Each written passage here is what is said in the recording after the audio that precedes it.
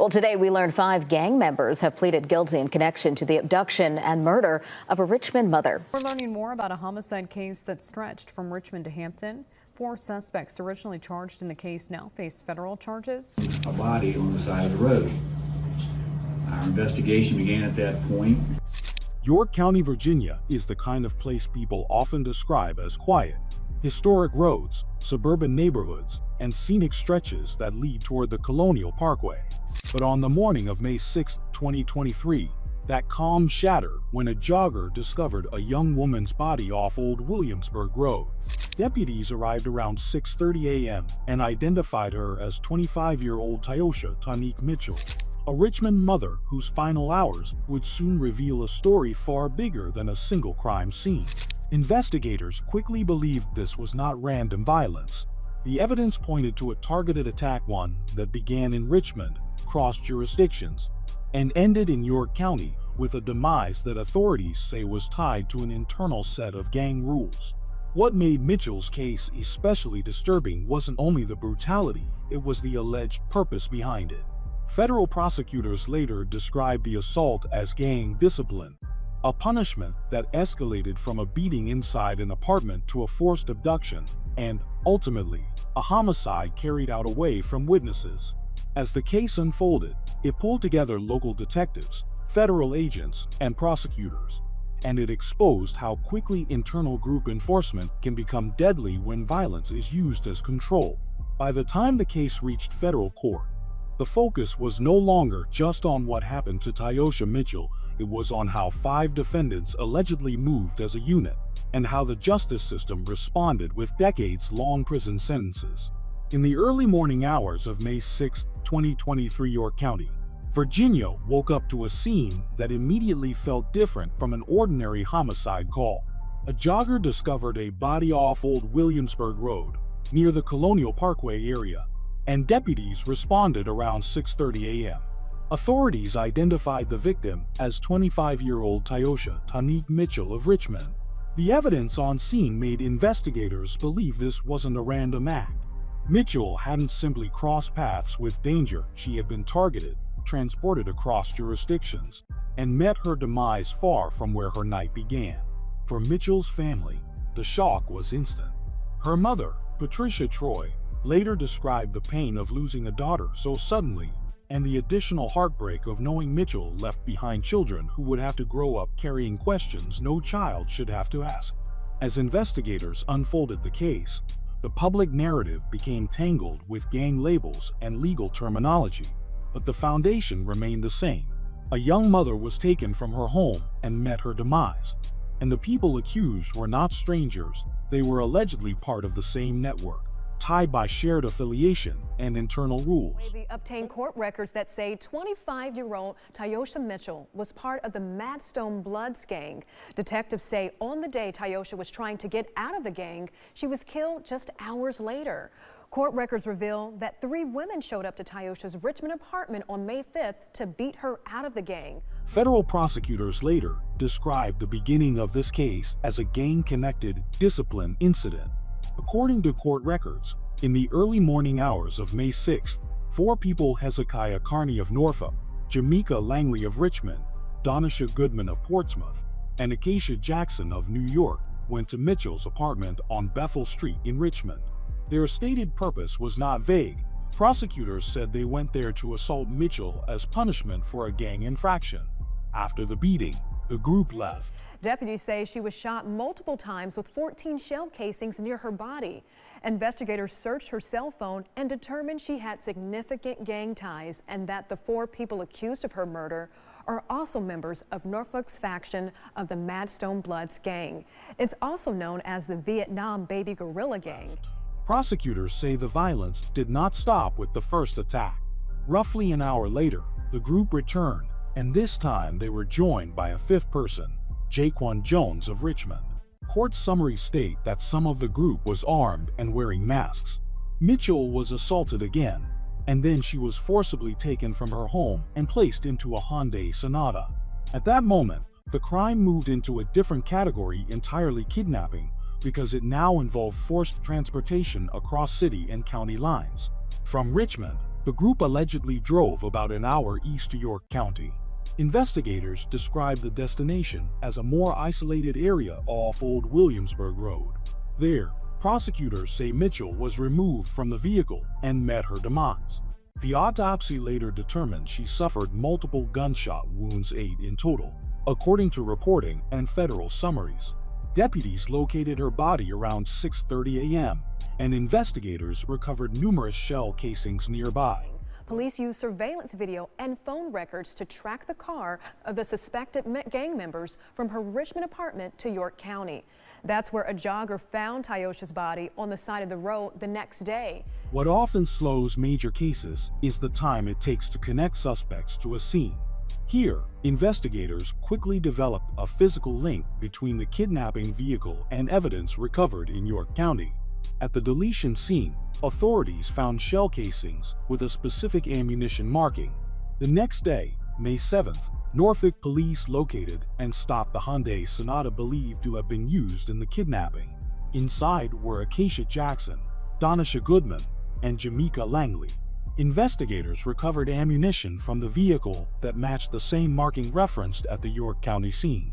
In practical terms, that connection mattered because it tied 3 people to the car and tied the car to evidence consistent with the shooting site. PD Forensics and Major Crimes executed a search warrant at the victim's apartment in the 2300 block of Bethel Street in the Whitcomb Court community on Saturday afternoon. And some of the evidence that we recovered from the victim's apartment was key to us making these arrests. Sheriff Ron Montgomery says more charges could come. It all depends on interviews with these 3 and what they're willing to give up about the dangerous gang of which they're accused of being members. The Madstone Bloods are affiliated with the Norfolk, Virginia Beach area. There's also a subset that the investigators determined called the Vietnam Guerrilla Bloods. That is a subset that all of these people are known members of. The sheriff thanking the U.S. Marshals Service, Richmond Police, Portsmouth Police for helping in their investigation, adding their work is not done. Reporting live outside police headquarters in downtown Richmond tonight, John Burkett, CBS 6 News. The arrests unfolded quickly after the demise. In the first public phase of the investigation, law enforcement announced multiple suspects and pursued the remaining individuals until all 5 were in custody. Carney, Jackson, and Langley were arrested early in the process. Jones was captured after he was sought by investigators. Goodman eventually turned herself in. With all 5 suspects accounted for, the case moved from manhunt mode into prosecution mode, focused less on who did it and more on proving who did what, when, and why. The gang structure at the center of the allegations. As the case developed publicly, law enforcement and prosecutors described the suspects as members of a broader gang structure. Federal authorities identified the defendants as connected to the Black P. Stone Nation. In local reporting, the group was also associated with a Norfolk-based faction often referred to as the Madstone Bloods. Investigators further referenced a subset described as Vietnam Baby Guerrilla, portrayed as a smaller crew operating under the broader umbrella. Mitchell was described in investigative accounts as being connected to that environment as well, with some reports suggesting she held status as the First Lady of the Madstone Bloods.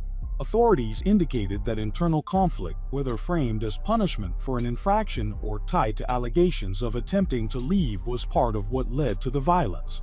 Post-crime behavior, attempts to reduce exposure.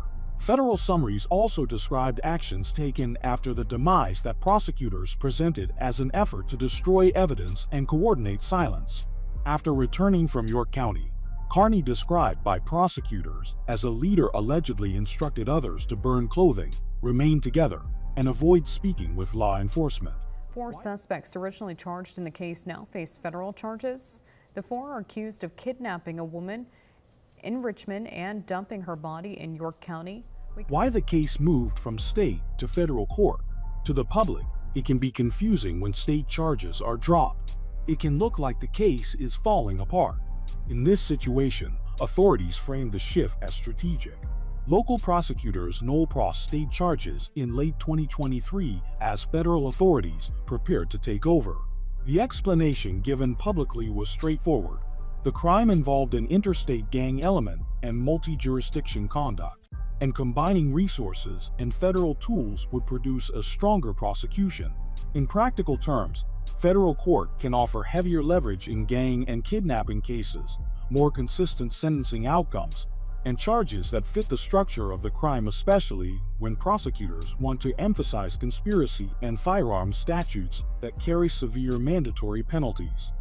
Prosecutors say Hezekiah Carney, Jamaica Langley, Denisha Goodman, Acacia Jackson, and Jaquan Jones took Mitchell from her home in Richmond after beating her up, then drove her to a remote area and killed her. Carney, Goodman, and Jones pleaded guilty to using a firearm causing death and each face a minimum of 35 years in prison. Jackson and Langley pleaded guilty to conspiracy to commit kidnapping and could face life in prison. A federal guilty plea. On August 29, 2024, federal court brought the case into its resolution phase. All 5 defendants entered guilty pleas, but not all to the same charge. The split reflected the prosecution's view of roles. Hezekiah Carney, Denisha Goodman, and Jaquan Jones pleaded guilty to a federal firearm offense tied to causing death. Jamaica Langley and Acacia Jackson pleaded guilty to conspiracy to commit kidnapping. Even the kidnapping conspiracy plea is extremely serious in federal court and can carry heavy exposure, but being charged with the firearm causing death statute placed the other 3 in a category facing decades by design.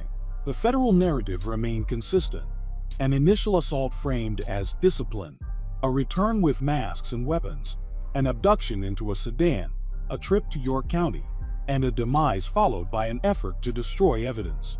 Sentencing. Decades in federal prison. Sentencings followed in early 2025 and were measured in decades. Denisha Goodman was sentenced to 35 years in prison. Jamaica Langley was sentenced to 20 years. On February 3, 2025, Hezekiah Carney and Jaquan Jones were each sentenced to 38 years. Acacia Jackson's sentencing was scheduled afterward. Those numbers tell you how federal court treated the case, not as a street-level dispute and not as a one-off act, but as an organized kidnapping and demise tied to gang enforcement, exactly the kind of violence federal task forces are built to target. The defendants.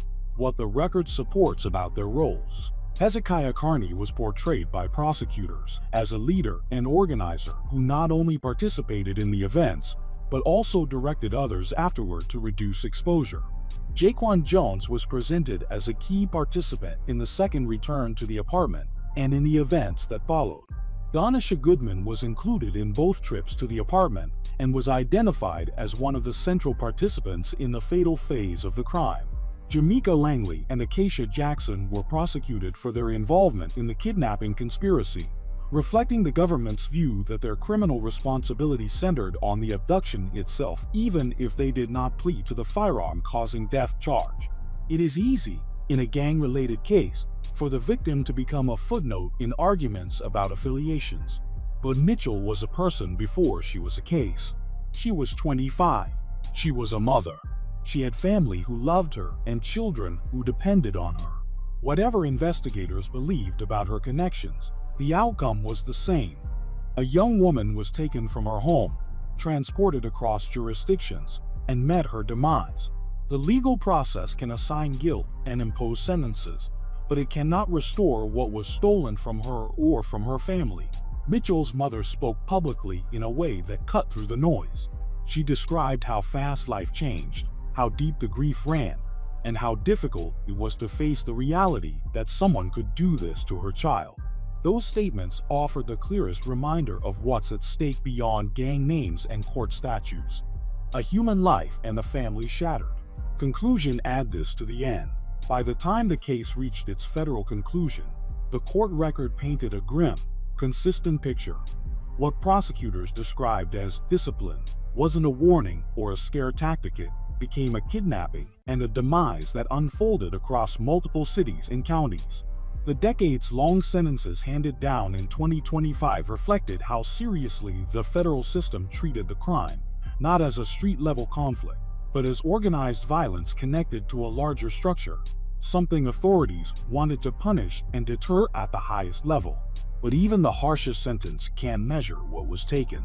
Ty'osha Mitchell was more than a name in an indictment. She was 25 years old, a mother, a daughter, and someone whose absence left an immediate gap in the lives of the people who loved her. Her mother's public grief kept the case grounded in what the legal language can sometimes hide. Behind every charging document and every plea agreement is a family forced to live with the permanent aftermath.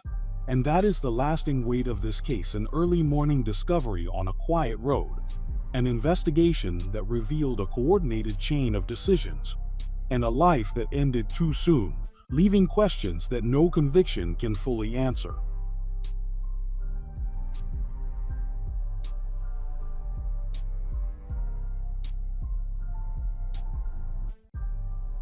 We're learning more about a homicide case that stretched from Richmond to Hampton. 4 suspects originally charged in the case now face federal charges. The 4 are accused of kidnapping a woman in Richmond and dumping her body in York County. We covered this story back in May of last year. The body of Ty'osha Mitchell was found along Old Williamsburg Road. Authorities believe that the suspects are part of a street gang and all face life in prison if convicted.